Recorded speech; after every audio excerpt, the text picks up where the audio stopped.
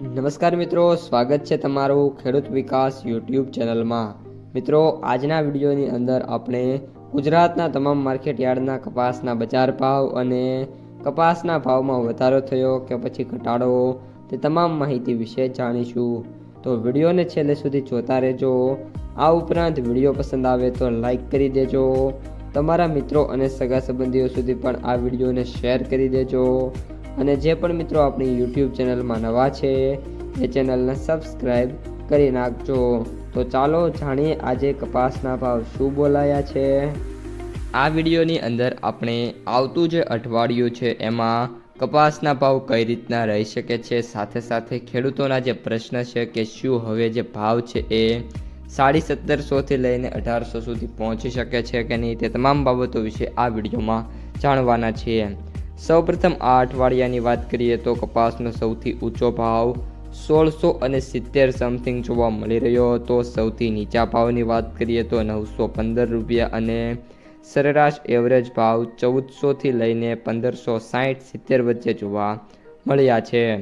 ગામડે બેઠા જે વેપારો થયા છે એમાં ભાવની વાત કરીએ તો 1490થી લઈને 1600 રૂપિયા સુધીના ભાવ ક્વોલિટી વાઇઝ ઓફર કરવામાં આવી રહ્યા છે। હાલ જે રૂ બજાર છે એમાં કોઈ પણ પ્રકારની તેજી છે નહીં અને સ્ટેબિલિટી જોવા મળવાના કારણે હવે જે કપાસના ભાવ છે વધતા બંધ થઈ ગયા છે। હાલ હજી પણ સરકારી ખરીદી ચાલુ હોવાના કારણે જે કપાસની બજાર છે એને ટેકો મળી રહેલો છે। એકવાર જ્યારે સરકારી ખરીદી બંધ થશે આ વર્ષની, ત્યારબાદ જે કપાસના ભાવ છે એમાં નાના મોટા ઘટાડા જોવા મળશે, પરંતુ ત્યારે જો ડિમાન્ડ આવી જશે તો ફરી એકવાર કપાસની જે બજાર છે એ 1650થી લઈને 1700 રૂપિયા સુધીની જે રેન્જ છે એમાં જોવા મળી જવાની છે।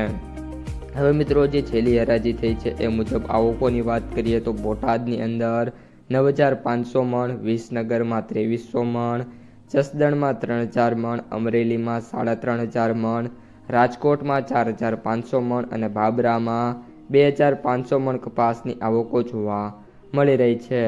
વાયદા બજારની વાત કરીએ તો MCX વાયદો અત્યારે $100 સુધારા સાથે 54,300 પર છે, જ્યારે US વાયદો $1 સુધારા સાથે $63 જોવા મળી રહ્યો છે અને આગામી અઠવાડિયામાં પણ કપાસની બજારમાં કોઈ મોટી તેજીની ધારણા છે નહીં। ઓલ ઓવર જે કપાસની બજાર છે એ 1450થી લઈને 1500ની રેન્જમાં રહે એવી ધારણા જોવા મળી રહી છે।